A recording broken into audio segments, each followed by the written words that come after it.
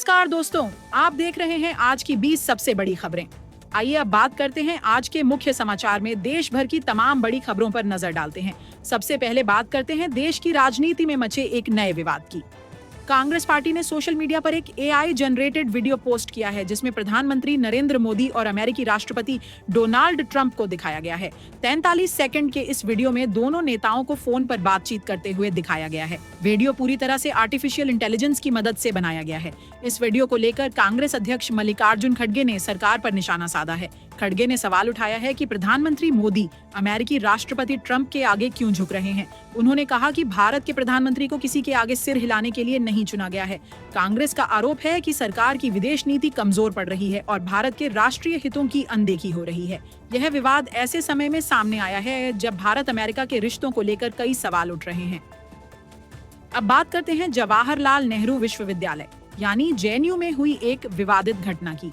JNU परिसर में कुछ छात्रों ने प्रधानमंत्री नरेंद्र मोदी और गृह मंत्री अमित शाह के खिलाफ आपत्तिजनक नारे लगाए हैं। सोशल मीडिया पर वायरल हो रहे 35 सेकंड के एक वीडियो में छात्रों का एक समूह नारेबाजी करता दिख रहा है। भाजपा ने इस मामले को गंभीरता से लिया है और आरोप लगाया है कि यह प्रदर्शन उमर खालिद और शर्जील इमाम के समर्थन में किया गया था। उमर खालिद और शर्जील इमाम दोनों ही दिल्ली दंगों से जुड़े मामलों में जेल में बंद हैं। भाजपा का कहना है कि जेएनयू फिर से देशद्रोही गतिविधियों का केंद्र बनता जा रहा है। इस घटना के बाद विश्वविद्यालय प्रशासन ने सख्त कदम उठाने की घोषणा की है। प्रशासन ने कहा है कि आरोपी छात्रों की पहचान की जा रही है और उन्हें निलंबित किया जाएगा। साथ ही इस मामले की पूरी जांच की जाएगी। अब बात करते हैं अंतर्राष्ट्रीय स्तर पर हुई एक चौंकाने वाली घटना की। अमेरिका ने वेनेजुएला के राष्ट्रपति निकोलस मादुरो को गिरफ्तार कर लिया है। यह घटना अंतर्राष्ट्रीय राजनीति में एक बड़ा उलटफेर है। अमेरिकी कोर्ट में पेश होते हुए राष्ट्रपति मादुरो ने गंभीर आरोप लगाए हैं। उन्होंने कहा कि उन्हें जबरदस्ती किडनैप किया गया है। मादुरो ने बताया कि अमेरिकी सैनिकों ने उनके घर पर छापा मारा और उन्हें बेडरूम से घसीटकर बाहर निकाला। इस पूरे ऑपरेशन में मादुरो की पत्नी गंभीर रूप से घायल हो गई हैं। चिकित्सकों ने बताया है कि उनकी आंखों में गंभीर चोटें आई हैं और पसलियों में फ्रैक्चर पाया गया है। मादुरो ने आरोप लगाया कि सैनिकों ने उनकी पत्नी के साथ भी बर्बरता की। यह घटना अमेरिका और वेनेजुएला के बीच लंबे समय से चल रहे तनाव का नतीजा है। अमेरिका लंबे समय से मादुरो सरकार को अवैध मानता आ रहा है। अब बात करते हैं एक ऐसे बयान की जो भारत अमेरिका रिश्तों पर सवाल खड़े कर रहा है। अमेरिकी राष्ट्रपति डोनाल्ड ट्रंप ने एक बयान में कहा है कि प्रधानमंत्री नरेंद्र मोदी उनके बहुत अच्छे दोस्त हैं, लेकिन फिलहाल वो उनसे खुश नहीं हैं। ट्रंप ने इसकी वजह बताते हुए कहा कि वो भारत पर 50% तक टैरिफ लगाने की योजना बना रहे हैं। टैरिफ का मतलब है आयात शुल्क, यानी भारत से अमेरिका जाने वाले सामान पर भारी टैक्स लगाया जाएगा। इससे भारतीय उत्पादों की कीमत अमेरिका में बढ़ जाएगी और व्यापार पर असर पड़ेगा। ट्रंप ने एक और दिलचस्प दावा किया। उन्होंने कहा कि प्रधानमंत्री मोदी उनसे मिलने आए थे और पूछा था कि क्या वो उनसे मिल सकते हैं। हालांकि इस दावे पर भारत सरकार की तरफ से अभी तक कोई प्रतिक्रिया नहीं आई है। यह बयान भारत अमेरिका के व्यापारिक रिश्तों के लिए चिंताजनक है। अगर ट्रंप ने टैरिफ लगा दिया तो भारतीय निर्यात पर बुरा असर पड़ेगा। अब बात करते हैं बांग्लादेश से आ रही एक बेहद चिंताजनक खबर की। बांग्लादेश में लगातार हिंदुओं पर हमले हो रहे हैं। पिछले 18 दिनों में 6ठे हिंदू की हत्या हो चुकी है। नरसिंदी जिले में 40 वर्षीय शरद चक्रवर्ती मणि नामक एक किराना दुकानदार पर धारदार हथियार से जानलेवा हमला किया गया। मणि की मौत हो गई। पुलिस के मुताबिक उन्होंने कुछ दिन पहले फेसबुक पर बांग्लादेश में बढ़ती हिंसा को लेकर एक पोस्ट की थी। पिछले 3 हफ्तों में बांग्लादेश में हिंदुओं पर हमलों की घटनाएं तेजी से बढ़ी हैं। अल्पसंख्यक समुदाय के लोगों में डर का माहौल है। कई परिवार अपने घर छोड़कर सुरक्षित जगहों पर जा रहे हैं। भारत सरकार ने इस मामले पर गंभीर चिंता जताई है। विदेश मंत्रालय ने बांग्लादेश सरकार से अल्पसंख्यकों की सुरक्षा सुनिश्चित करने को कहा है, लेकिन अभी तक स्थिति में कोई सुधार नहीं दिख रहा। मणिपुर से भी एक गंभीर खबर आ रही है। राज्य में 3 घंटे के भीतर 2 आईईडी ब्लास्ट की घटनाएं हुई हैं। इन धमाकों 3 घंटे के भीतर 2 आईईडी ब्लास्ट की घटनाएं हुई हैं। इन धमाकों में 2 लोग घायल हो गए हैं। आईईडी यानी इम्प्रोवाइज्ड एक्सप्लोसिव डिवाइस एक तरह का घर में बनाया गया बम होता है। सुरक्षा एजेंसियों को शक है कि यह हमला कुकी उग्रवादियों ने किया है। मणिपुर में पिछले कई महीनों से जातीय हिंसा चल रही है। इस मामले की गंभीरता को देखते हुए केंद्र सरकार ने जांच राष्ट्रीय जांच एजेंसी यानी एनआईए को सौंप दी है। एनआईए देश के सबसे संवेदनशील मामलों की जांच करती है। राज्य में सुरक्षा बलों को अलर्ट पर रखा गया है और गश्त बढ़ा दी गई है। मणिपुर में स्थिति अभी भी तनावपूर्ण बनी हुई है। सरकार शांति बहाली के लिए लगातार प्रयास कर रही है। अब बात करते हैं मध्य प्रदेश के इंदौर से आ रही एक दिल दहला देने वाली खबर की। देश के सबसे स्वच्छ शहर कहे जाने वाले इंदौर में दूषित पानी की वजह से अब तक 18 लोगों की मौत हो चुकी है। ये घटना इंदौर की साफ सफाई की छवि पर बड़ा सवाल खड़ा करती है। लगातार 5 बार स्वच्छ सर्वेक्षण में नंबर 1 रहने वाले शहर में ये त्रासदी कैसे हो गई, ये जांच का विषय है। इस मामले पर मध्य प्रदेश हाई कोर्ट ने संज्ञान लिया है। कोर्ट ने राज्य सरकार को कड़ी फटकार लगाई है। कोर्ट ने कहा है कि सरकार का जवाब पूरी तरह से असंवेदनशील है। 18 लोगों की जान चली गई और सरकार सिर्फ औपचारिकता निभा रही है। हाईकोर्ट ने चेतावनी दी है कि अगर जरूरत पड़ी तो जिम्मेदार अफसरों पर क्रिमिनल केस दर्ज किया जाएगा। कोर्ट ने कहा कि ये लापरवाही नहीं बल्कि लोगों की जान से खिलवाड़ है। सरकार को इस मामले में सख्त कार्रवाई करनी होगी। विशेषज्ञों का कहना है कि पानी की सप्लाई लाइन में कहीं सीवेज का पानी मिक्स हो गया था। इससे पानी दूषित हो गया और लोग बीमार पड़ गए। प्रशासन अब पानी की क्वालिटी की जांच करा रहा है। दिल्ली से एक दुखद खबर आ रही है। राजधानी के आदर्श नगर इलाके में रूम हीटर की वजह से आग लगने से एक ही परिवार के 3 लोगों की जलकर मौत हो गई है। मरने वालों में पति पत्नी और उनकी बेटी शामिल है। पुलिस के मुताबिक मृतक अजय कुमार दिल्ली मेट्रो में इंजीनियर थे। रात को सोने से पहले उन्होंने रूम हीटर जला दिया था। ठंड से बचने के लिए कमरा पूरी तरह बंद कर दिया गया था। रात में किसी वजह से रूम हीटर में शॉर्ट सर्किट हो गया और आग लग गई।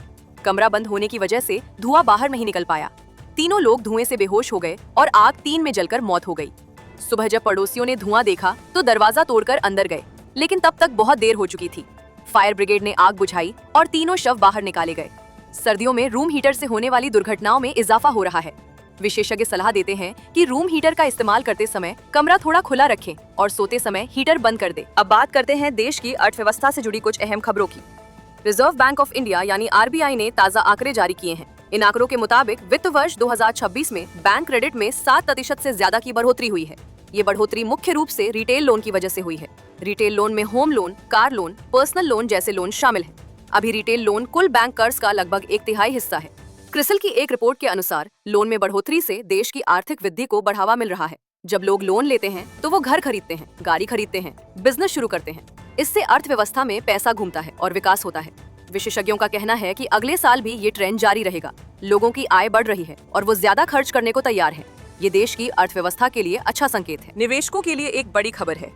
सोना और चांदी दोनों ने नया ऑल टाइम हाई यानी सर्वकालिक उच्च स्तर छू लिया है। चांदी की कीमत 2.5 लाख रुपए प्रति किलो के पार निकल गई है। वहीं सोना 1,38,000 रुपए प्रति 10 ग्राम के स्तर को पार कर गया है।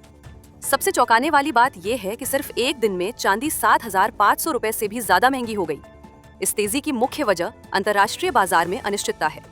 अमेरिका वेनेजुएला के बीच तनाव, वैश्विक स्तर पर युद्ध की आशंकाएं और डॉलर की कमजोरी ने सोने चांदी को मजबूत किया है। जब भी दुनिया में अनिश्चितता बढ़ती है, निवेशक अपना पैसा सोने चांदी जैसी सुरक्षित संपत्तियों में लगाते हैं। इसी वजह से कीमतों में जबरदस्त उछाल आया है। विशेषज्ञों का कहना है कि अभी और तेजी आ सकती है। अगर अंतर्राष्ट्रीय तनाव बढ़ा तो सोना चांदी की कीमतें और ऊपर जा सकती हैं। अडानी ग्रुप के लिए एक बड़ी खबर है। कंपनी ने 1,000 करोड़ रुपए का इन्वेस्टमेंट बॉन्ड जारी किया था। ये बॉन्ड सिर्फ 45 मिनट में पूरी तरह भर गया। ये अडानी ग्रुप के प्रति निवेशकों के भरोसे को दिखाता है। इस बॉन्ड पर निवेशकों को 8.9% तक सालाना ब्याज मिलेगा। ये रेट बैंक की फिक्स्ड डिपॉजिट से काफी ज्यादा है। इसी वजह से निवेशकों ने इसमें जबरदस्त दिलचस्पी दिखाई। पिछले कुछ महीनों में अडानी ग्रुप कई विवादों में रहा है, लेकिन इस बॉन्ड की सफलता ये साबित करती है कि बाजार में कंपनी के प्रति विश्वास बरकरार है। भारतीय अंतरिक्ष एजेंसी ISRO के लिए एक बड़ा दिन आने वाला है। 12 जनवरी को ISRO अपना PSLV-C 62 मिशन लॉन्च करेगा। ये मिशन कई मायनों में महत्वपूर्ण है। इस मिशन के जरिए EOSN एक नाम का एक खास सैटेलाइट स्पेस में भेजा जाएगा। इसके साथ 18 अन्य पेलोड भी लॉन्च किए जाएंगे। ये सैटेलाइट कृषि की निगरानी, शहरों की मैपिंग और पर्यावरण के अध्ययन के लिए खास तौर पर डिजाइन किया गया है। EOSN एक सैटेलाइट से किसानों को काफी फायदा होगा। ये फसलों की स्थिति, मिट्टी की नमी और सिंचाई की जरूरत के बारे में सटीक जानकारी देगा। शहरी इलाकों में विकास की योजना बनाने में भी ये मददगार होगा। ISRO लगातार भारत की अंतरिक्ष क्षमताओं को बढ़ा रहा है। ये मिशन भी उसी दिशा में एक महत्वपूर्ण कदम है। अब बात करते हैं मौसम की। उत्तर भारत में इस समय कड़ाके की सर्दी पड़ रही है। तापमान खतरनाक स्तर तक गिर गया है। मध्य प्रदेश और राजस्थान के 45 जिलों में स्कूल बंद कर दिए गए हैं। बच्चों की सुरक्षा को देखते हुए ये फैसला लिया गया है। उत्तराखंड के केदारनाथ में तापमान -23 डिग्री सेल्सियस तक पहुंच गया है। ये साल का सबसे कम तापमान है। हिमाचल प्रदेश और कश्मीर में भी साल की सबसे ठंडी रात दर्ज की गई। पहाड़ी इलाकों में बर्फबारी हो रही है। मैदानी इलाकों में घना कोहरा छाया हुआ है। बिहार में तो 40 सालों का रिकॉर्ड टूट गया है। इतनी ठंड पिछले 4 दशकों में नहीं पड़ी थी।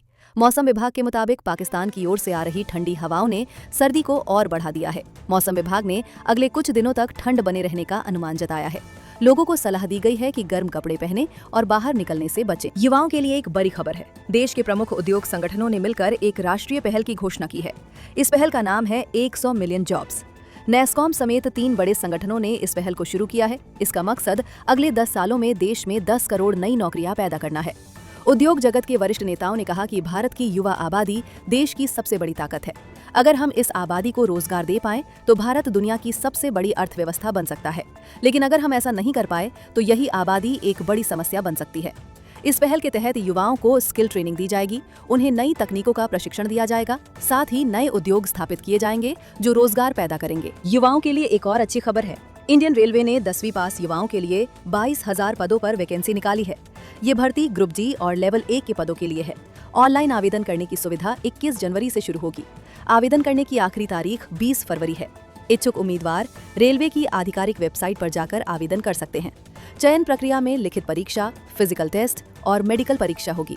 रेलवे की नौकरी को सबसे सुरक्षित नौकरियों में से एक माना जाता है। हर साल लाखों युवा रेलवे की परीक्षा देते हैं। ये एक सुनहरा मौका है जिसे गंवाना नहीं चाहिए। अब बात करते हैं आधार कार्ड से जुड़ी एक खबर की। UIDAI यानी unique identification authority of India ने PVC आधार कार्ड की फीस बढ़ा दी है। अब PVC आधार कार्ड बनवाने के लिए 75 रुपए देने होंगे। पहले ये फीस 50 रुपए थी, यानी 25 रुपए की बढ़ोतरी हुई है। ये नई कीमत 2026 से लागू हो गई है। PVC आधार कार्ड प्लास्टिक का बना होता है और ये ज्यादा टिकाऊ होता है। कागज के आधार कार्ड की तुलना में ये जल्दी खराब नहीं होता। इसी वजह से लोग PVC आधार कार्ड को ज्यादा पसंद करते हैं। UIDAI ने फीस बढ़ाने की वजह बढ़ती लागत बताई है। प्लास्टिक कार्ड बनाने और डिलीवर करने में ज्यादा खर्च आता है। उत्तर प्रदेश सरकार ने एक बड़ा फैसला लिया है। अब परिवार के सदस्यों के बीच अचल संपत्ति का दान करने पर सिर्फ 5,000 रुपए स्टैंप ड्यूटी देनी होगी। पहले परिवार में संपत्ति ट्रांसफर करने पर भी भारी स्टैंप ड्यूटी देनी पड़ती थी। इससे लोगों को काफी परेशानी होती थी। अब ये फैसला लोगों को बड़ी राहत देगा। इसके अलावा यूपी कैबिनेट ने सेमीकंडक्टर सेक्टर में निवेश को बढ़ावा देने का भी फैसला किया है। 3,000 करोड़ रुपए से ज्यादा के निवेश पर विशेष प्रोत्साहन दिया जाएगा। ये फैसले उत्तर प्रदेश में निवेश और विकास को गति देंगे। योगी सरकार का मकसद यूपी को देश का सबसे विकसित राज्य बनाना है। सुप्रीम कोर्ट ने दिल्ली के प्रदूषण से जुड़े एक मामले पर अहम टिप्पणी की है। चीफ जस्टिस ऑफ इंडिया ने कहा कि कार लोगों के लिए एक स्टेटस सिंबल है और इसे रोका नहीं जा सकता। CJI ने कहा कि लोग अपनी मेहनत की कमाई से कार खरीदते हैं, ये उनके सपने का हिस्सा है। हम उनकी इस आजादी को नहीं छीन सकते। ये टिप्पणी एक याचिका पर आई थी जिसमें दिल्ली में कारों पर रोक लगाने की मांग की गई थी। याचिकाकर्ता का तर्क था कि कारें प्रदूषण की सबसे बड़ी वजह हैं, लेकिन कोर्ट ने कहा कि प्रदूषण रोकने के लिए संतुलित दृष्टिकोण अपनाना होगा। सिर्फ कारों पर रोक लगाना समाधान नहीं है, सरकार को अन्य उपाय भी करने होंगे। कांग्रेस नेता राहुल गांधी को एक और अदालत ने समन जारी किया है। उत्तर प्रदेश के सुल्तानपुर कोर्ट ने राहुल गांधी को 19 जनवरी को पेश होने के लिए कहा है। ये मामला गृह मंत्री अमित शाह को हत्यारा कहने से जुड़ा है। राहुल गांधी ने एक भाषण में शाह को हत्यारा कहा था। इसके बाद मानहानि का मुकदमा दायर किया गया। कोर्ट ने राहुल गांधी से कहा है कि वो 19 जनवरी को कोर्ट में पेश हों और अपनी सफाई दे। अगर वो नहीं आए तो कोर्ट कड़ा कदम उठा सकता है। ये राहुल गांधी के खिलाफ चल रहे कई मानहानि मुकदमों में से एक है। गुजरात में भी एक मामले में उन्हें सजा हो चुकी है। आखिर में बात करते हैं रेलवे यात्रियों के लिए एक जरूरी खबर की। 1 मार्च 2026 से UTS मोबाइल ऐप बंद हो जाएगा। इसकी जगह सिर्फ वन रेलवे ऐप चलेगा।